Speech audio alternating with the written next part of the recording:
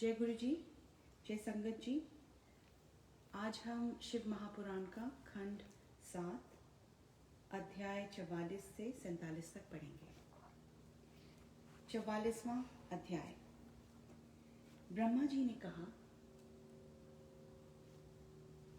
हे नारद, अब तुम वैश्यनाथ अवतार का वृत्तांत सुनो। प्रसिद्ध नंदी ग्राम में महानंदा नामक एक वैश्या रहती थी। वह शिवजी की भक्ति में अत्यंत चतुर थी। प्रतिदिन भस्म लगाती, आभूषणों के स्थान पर रुद्राक्ष पहनती तथा शिवजी के यश का वर्णन किया करती थी। उसके घर में एक बंदर तथा एक कुत्ता पले हुए थे। वह उन दोनों को भी रुद्राक्ष पहनाती थी। हे नारद, कुछ समय बीतने पर शिवजी उस वैश्य की सेवा से अत्यंत प्रसन्न हुए।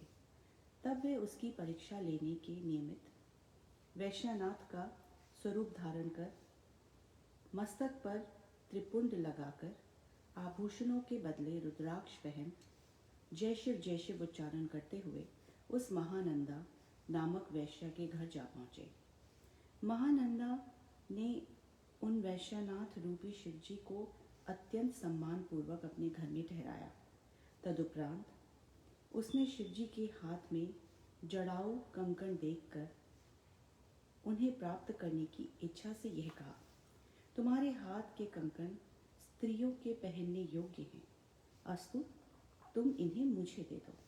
ये सुनकर वैश्यनाथ ने उत्तर दिया, तुम हमें इन कंकणों का क्या मूल दोगी? महानंदा बोली, हमारे कुल में व्यभिचार को पाप नहीं माना जाता, अपितु उसे कुल धर्म कहा गया है।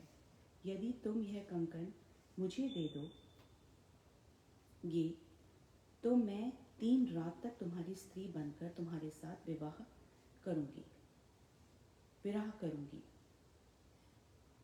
महानंदा की बात सुनकर वैश्यनाथ ने हंसते हुए कहा, हे महानंदा, हमें तुम्हारी यह बात स्वीकार है, तुम इन कंकण को ले लो। हे नारद, महानंदा ने यह बात स्वीकार कर ली। तब वैश्यनाथ ने उसे अपना कंकण दे दिया। तदुपरांत उन्होंने एक रत्न जटित स्वर्णलिंग महानंदा को और देते हुए कहा, हे महानंदा, अब तुम 3 दिन के लिए हमारी स्त्री हो चुकी, अस्तु हम तुम्हें यह स्वर्णलिंग देते हैं, तुम उनकी भली भांति रक्षा करना। यह स्वर्णलिंग हमें प्राणों से अधिक प्रिय है। यदि किसी प्रकार खो गया अथवा नष्ट हो गया तो हमारे प्राण शरीर छोड़ देंगे। महानंदा ने इस बात को स्वीकार कर उस स्वर्णलिंग को ले लिया और अपने शिवालय में यत्न पूर्वक स्थापित कर दिया। तदुपरांत वह श्रृंगार करके आधी रात तक शिवजी के साथ वार्तालाप करती रही। उस समय शिवजी ने यह चरित्र किया कि अचानक ही अग्नि उत्पन्न होकर उस शिव मंदिर को जलाने लगी। वायु ने भी अत्यंत वेग से चलकर उस अग्नि को बढ़ाने में सहयोग दिया। परिणाम स्वरूप वह शिवलिंग जो वैश्यनाथ ने महानंदा को सौंपा था जलकर भस्म हो गया। यद्यपि यह आश्चर्य रहा कि कुत्ता और बंदर जो कि शिवालय में बैठे थे उस अग्नि की लपटों से किसी प्रकार जीवित बच गए।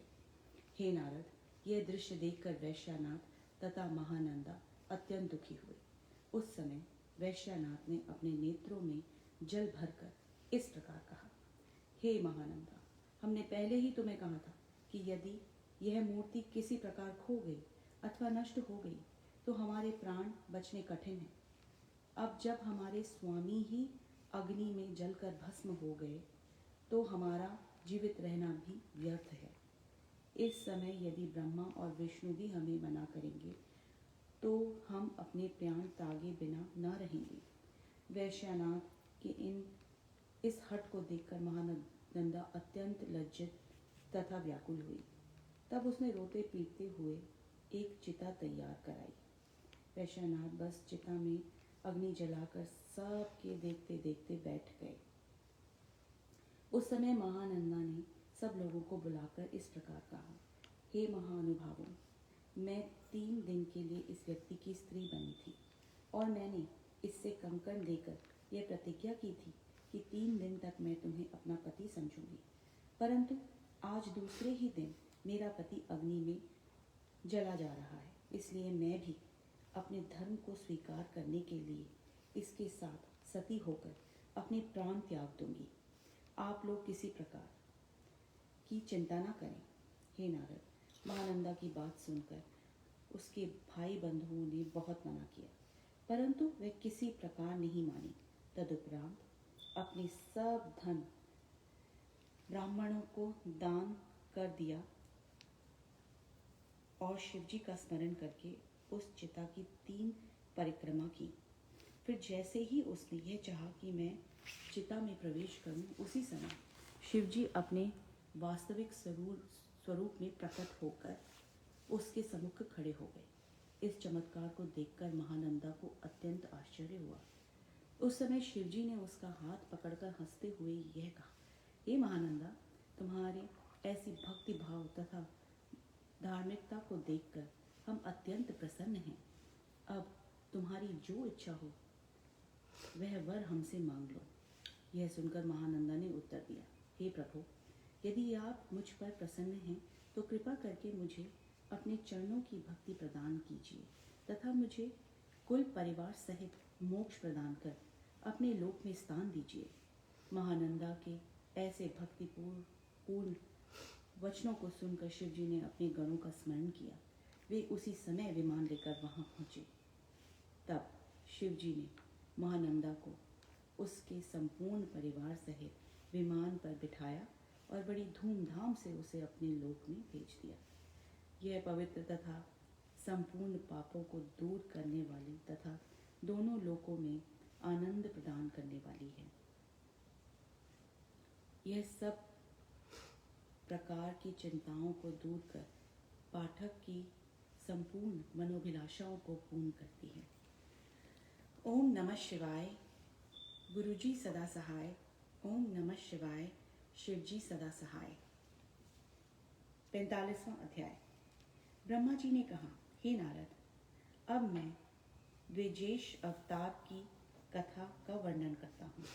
जिस प्रकार शिवजी ने राजा भद्रायुष की रक्षा के हेतु ऋषभ अवतार धारण किया था, उसी राजा भद्रायुष की परीक्षा लेने के हेतु शिवजी ने दूसरी बार द्विजेश अवतार ग्रहण किया था। शिवजी अहंकार को नष्ट करने वाले तथा अपने भक्तों को मुक्ति प्रदान करने वाले हैं। वे अनेक प्रकार के स्वरूप धारण कर भक्तों का पालन करते हैं तथा शत्रुओं का संहार करते हैं। तीनों लोक में शिवजी के समान श्रेष्ठ अन्य कोई नहीं है। सभी वेद तथा पुराण शिवजी को संपूर्ण सृष्टि का स्वामी कहकर पुकारते हैं। हे नारद, राजा भद्रायुष शिवजी का अत्यंत भक्त था। ऋषभ अवतार की कृपा से उसने स्वयं को बंदी से छुड़ाया तथा शत्रुओं को जीतकर पुनः अपना राज्य प्राप्त किया। उसका विवाह राजा चंद्रागध की पुत्री कीर्ति मालिनी के साथ हुआ था। एक दिन वह अपनी पत्नी सहित शिकार खेलने के हेतु वन में गया। वहां वह वसंत ऋतु प्रयत्न ठहरकर रुचिपूर्वक विहार करता रहा। उस समय शिवजी ने उसकी परीक्षा लेनी चाहिए। तब शिवजी ने यह चरित्र किया कि वे स्वयं एक ब्राह्मण बन गए तथा गिरिजा को ब्राह्मणी बना दिया। तदुपरांत वे उसी वन में जाकर स्थित हो गए जहाँ राजा भद्रायुष अपनी पत्नी सहित ठहरा हुआ था। फिर उन्होंने एक माया का सिंह उत्पन्न किया जो घोर गर्जना करके उन दोनों को खाने के लिए दौड़ा।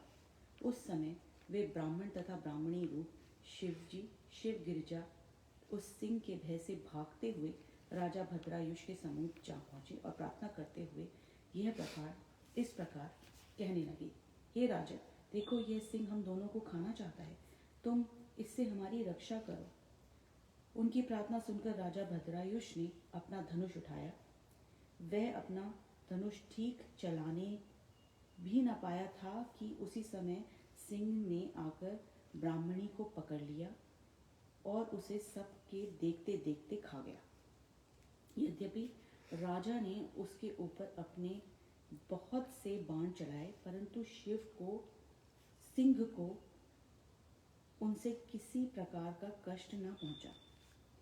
हे नारद, उस समय ब्राह्मण रूपी शिवजी ने संसारी रीति के अनुसार अपनी पत्नी की मृत्यु का शोक मनाते हुए राजा भद्रायुष से इस प्रकार कहा। हे राजन, तुझे सहस्त्रों बार धिक्कार है। तेरा तेज आज कुछ भी प्रभाव नहीं दिखा सका। अब तू अपने कुल धर्म का पालन नहीं कर सकता, तो तेरा मनुष्य जन्म लेना व्यर्थ है। हम इस प्रकार की अनेक बातें ब्राह्मण रूपधारी शिवजी ने राजा भद्रायुष से कही, जिन्हें सुनकर वह अत्यंत लज्जित तथा व्याकुल हुआ। तब वह अपने मन में यह सोचने लगा कि वास्तव में मुझसे यह बहुत बड़ा अधर्म हुआ, जो मैं इस ब्राह्मण की स्त्री की रक्षा करने में असमर्थ रहा हूँ। इस पाप से मुक्ति पाने के हेतु अब यदि मुझे अपने प्राण भी दे देने पड़े तो भी उचित है। मुझे इस ब्राह्मण की प्रसन्नता के हेतु कोई न कोई उपाय अवश्य करना चाहिए। हे नारद, इस प्रकार अपने मन में सोचकर राजा भद्रायुष ने ब्राह्मण वेशधारी शिवजी के चरणों पर गिरकर यह प्रार्थना की। हे प्रभु, अब आप मुझ पर कृपा करके जो चाहे वह ले लीजिए। मैं अपना संपूर्ण राज्य तथा स्त्री आपको अर्पण करता हूँ और स्वयं भी आपकी सेवा करने के हेतु प्रस्तुत हूँ। यह सुनकर शिवजी ने उत्तर दिया, हे राजन, जब मेरी स्त्री ही नहीं रही तो मैं तुम्हारा राज्य लेकर क्या करूँगा। अब मैं यह चाहता हूँ कि तुम मुझे अपनी स्त्री दे दो, जिससे मेरे हृदय का दुख दूर हो। ब्राह्मण के ऐसे वचन सुनकर राजा ने कहा, हे ब्राह्मण, क्या तुम्हारे गुरु ने यही उपदेश दिया है? क्या तुम्हें पराई स्त्री के साथ भोग करने वालों की दुर्दशा को अपनी आंखों से नहीं देखा है? यह सुनकर ब्राह्मण ने उत्तर दिया, हे राजन, हम में इतना सामर्थ्य है कि ब्राह्मण का वध करने से जो पाप लगता है उसे भी हम दूर कर सकते हैं। फिर पराई स्त्री के साथ भोग करना तो इतना बड़ा पाप भी नहीं है। हे नारद, यह सुनकर राजा ने अपने मन में अत्यंत भयभीत हो यह विचार किया कि संसार में ब्राह्मण की रक्षा न करने के समान बड़ा पाप अन्य कोई नहीं है। स्त्री का दान कर देने के उपरांत मैं स्वयं भी अग्नि में जलकर भस्म हो जाऊंगा, क्योंकि उसके बिना मेरा जीवन व्यर्थ है। इस प्रकार निश्चय करके राजा भद्रायुष ने अपनी पत्नी ब्राह्मण रूपी शिवजी को दान कर दी। उनसे अग्नि प्रज्वलित कर प्रददीक्षा करने के उपरांत जैसे ही यह चाहा कि मैं अग्नि में जलकर भस्म हो जाऊं, वैसे ही शिवजी अपने मुख्य लक्षणों सहित उसके सम्मुख प्रकट हो गए। उन्हें देखकर राजा भद्रायुष को अत्यंत प्रसन्नता हुई। उस समय आकाश से पुष्प वर्षा होने लगी। राजा भद्रायुष ने प्रसन्न होकर शिवजी की बड़ी स्तुति की। शिवजी ने राजा से इस प्रकार कहा, हे राजन, हमने तुम्हारी परीक्षा नियमित ही ब्राह्मण का स्वरूप धारण किया था। जिस स्त्री को सिंह खा गया वह गिरिजा है। अब मुझे कोई संदेह नहीं करना चाहिए। तुम हमारे परम भक्त हो। अस्तु, तुम्हारी जो इच्छा हो वह हमसे मांग लो। हे नारद, राजा भद्रायुष ने अत्यंत प्रसन्न होकर कहा, हे प्रभु, यदि आप मुझ पर प्रसन्न हैं तो मैं यह वर मांगता हूँ कि आप मुझे संपूर्ण कुल सहित अपना गण बना लें, जिससे मैं सदैव आपकी सेवा में प्रवृत्त रहूं। इसके साथ ही आप यह भी कृपा करें कि इसी शरीर से आपके लोक में पहुंच जाऊं। जब राजा भद्रायुष इस प्रकार कह चुका, तब रानी ने यह प्रार्थना की, हे प्रभु, मैं यह चाहती हूँ कि मेरे माता पिता भी आपकी सेवा में अवश्य पहुँचे।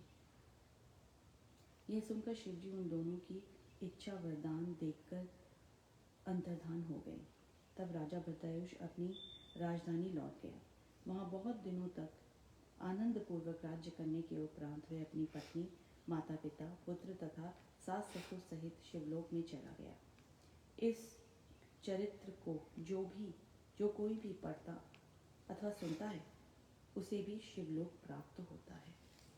ओम नमः शिवाय, शिवजी सदा सहाय। ओम नमः शिवाय, गुरुजी सदा सहाय। 46वां अध्याय। ब्रह्मा जी ने कहा, हे नारद, अब मैं तुम्हें जितनाथ अवतार का वृत्तांत सुनाता हूँ। अर्बुदाचल पर्वत पर एक भील अपनी पत्नी सहित निवास करता था। वह शिवजी का परम भक्त था। एक दिन वह भील अपनी स्त्री को घर में छोड़कर आजीविका के नियमित कहीं बाहर चला गया। उसी दिन संध्या को शिवजी भी परीक्षा लेने के हेतु एक यति का स्वरूप धारण कर उसके घर जा पहुंचे। भील भी कुछ देर बाद लौट गया और यति को देखकर अत्यंत प्रसन्न हुआ। उसने प्रणाम आदि करने के उपरांत यति का पूजन किया और यह कहा कि आप मुझे कोई सेवा बताने की कृपा करें। यह उस समय यति रूप शिवजी बोले, हे भील, हम यहाँ रात भर रहना चाहते हैं, प्रातःकाल अपने घर चले जाएंगे। यह सुनकर भील ने उत्तर दिया, हे यति, हमारा घर बहुत छोटा है, इसमें 2 मनुष्य के अतिरिक्त तीसरा नहीं रह सकता। ऐसी स्थिति में मैं आपको किस प्रकार आश्रय दूं? भील का यह उत्तर सुनकर यति लौट कर जाने लगे। तब भील की स्त्री ने भील से यह कहा, हे पति, तुम यति के ठहरने के लिए स्थान दो, अन्यथा हमें बहुत पाप लगेगा। मैं यह उचित समझती हूँ कि तुम दोनों घर के भीतर रहो और मैं बाहर बनी रहूँ। यह सुनकर भील बोला, हे प्रिय, तुम ठीक कहती हो। साथ ही स्त्री का घर से बाहर रहना भी ठीक नहीं है, इसलिए मैं यह चाहता हूँ कि तुम और यति घर के भीतर रहो। हे नारद, यह निश्चित कर भील ने अपनी पत्नी तथा यति को घर के भीतर ठहरा दिया और स्वयं शास्त्र बांध कर रात भर घर के बाहर चारों ओर पहरा देता रहा। उस समय शिवजी ने यह लीला की कि एक महाभयानक सिंह अपने साथ अन्य कई सिंहों को लेकर भील के पास आ पहुंचा। भील ने उनमें से बहुत से सिंहों को अपने बाणों द्वारा मार डाला, परंतु अंत में अन्य सिंहों ने उसे मारकर खा लिया। केवल उसकी हड्डियां ही वहां पड़ी रहीं। प्रातः होने पर यति तथा भीलनी ने जब भील की यह दशा देखी, उस समय भीलनी ने यति को सांत्वना देते हुए कहा, हे यति, तुम अपने मन में कुछ खेद मत करो। मेरे पति परम धन्य हैं, जिन्होंने ऐसी मृत्यु प्राप्त की है। अब मैं अपने प्रतिव्रत धर्म का पालन करके इनके साथ सती हो जाऊंगी। हे नारद, इस प्रकार कहकर भीलनी ने चिता बनाई। तदुपरांत वह अपने पति की हड्डियों को लेकर उस चिता की अग्नि में बैठ गई। उस समय शिवजी भीलनी से इस प्रकार कहने लगे, हे भीलनी, अब तेरी जो इच्छा हो वह वर हमसे मांग ले। शिवजी के दर्शन प्राप्त कर तथा उनके मुख से यह वचन सुनकर भीलनी आनंदमग्न हो मूर्छित सी हो गई। उस समय उसके मुख से कोई शब्द नहीं निकला। तब शिवजी दोबारा इस प्रकार बोले, हे भीलनी, हमारा यति का यह स्वरूप हंस रूप धारण कर तुम दोनों की पुनः भेंट कराएगा। तुम दोनों पति पत्नी दूसरा शरीर धारण कर अत्यंत आनंद प्राप्त करोगे। तुम्हारा पति मगध देश में जन्म लेकर राजा वीरसेन के पुत्र नल के नाम से प्रसिद्ध होगा और संपूर्ण पृथ्वी का स्वामी बनेगा।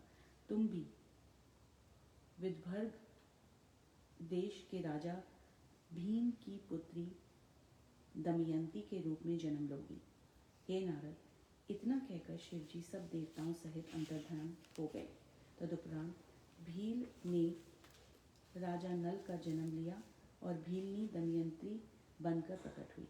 यति रूप शिवजी ने हंस का स्वरूप धारण कर उन दोनों का परस्पर विवाह कर दिया। नल और दमयंती दोनों ही बड़े शिव भक्त थे। इन दोनों द्वारा राजा इंद्रसेन की उत्पत्ति हुई। राजा इंद्रसेन का पुत्र चंद्रागत शिवजी का परम भक्त हुआ। चंद्रागत की पत्नी का नाम सीमयंती था। वे अपने पति से भी अधिक शिवजी की भक्ति। शिवजी का यह यति अवतार परम पवित्र है। हंस अवतार की कथा में आनंद प्रदान करने वाली है।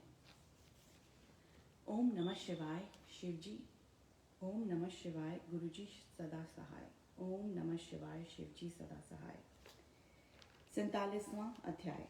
ब्रह्मा जी बोले, हे नारद, अब मैं कृष्ण दर्शन अवतार का वर्णन करता हूँ।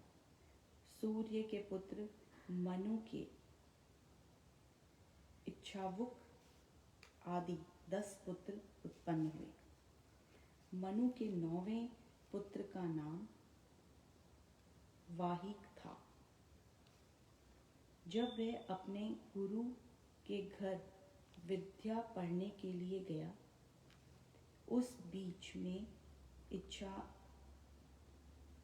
इक्ष्वाकु आदि उसके अन्य 9 भाइयों ने पिता से अलग होकर उनके धन को आपस में बांट लिया। उन्होंने वाहिक का कोई भी हिस्सा उस धन में नहीं रखा। जब वाहिक विद्या पढ़कर घर लौटा और उसने सब भाइयों को अपना अपना भाग लिए हुए देखा तो यह पूछा कि मेरे हिस्से में क्या आया है। उस समय भाइयों ने उसे यह उत्तर दिया, हे वाहिक, जिस समय हम सब लोग भाग कर रहे थे उस समय तुम्हारा ध्यान हमें नहीं रहा था, इसलिए अब तुम्हें पिता के धन में से कोई भाग नहीं मिल सकता। यदि तुम चाहो तो पिता को अपने भाग में ले लो। यह सुनकर वाहिक अत्यंत आश्चर्यचकित हो अपने पिता के पास पहुंचा और यह कहने लगा, हे पिता, भाइयों ने मुझे कोई भाग नहीं दिया है तथा कहा है कि मैं अपने भाग्य में आपको ले लूं। हे नारद, वाहिक की यह बात सुनकर मनु ने आश्चर्य में भर कर कहा, हे पुत्र, तुम्हारे भाइयों के वचन उचित नहीं है। मैं कोई ऐसी वस्तु नहीं हूँ जो तुम्हारे खाने पीने के काम आ सके। तुम्हारे भाइयों ने तुम्हारे साथ छल किया है, परंतु जब तुम मुझे स्वीकार कर ही रहे हो तो भगवान सदाशिव का ध्यान धरकर मैं तुम्हें एक उपाय बताता हूँ। वह उपाय यह है कि अंगीसर नामक मुनि एक भारी यज्ञ कर रहे हैं। उन्हें 6 दिन से यज्ञ की युक्ति भूल गई है, जिसके कारण उनका यज्ञ पूरा नहीं हो पा रहा है। अस्तु, तुम वहां जाकर उन्हें उपदेश करो। तुम्हारे उपदेश से उनका यज्ञ पूर्ण हो जाएगा। तब जो धन यज्ञ करने से शेष बचेगा उसे वे तुम्हें दे देंगे। हे नारद, मनु के ऐसे वचन सुनकर वाहिक ने उसी प्रकार आचरण किया तथा अंगीसर मुनि के यज्ञ को 2 सूक्त पढ़कर पूर्ण कर दिया।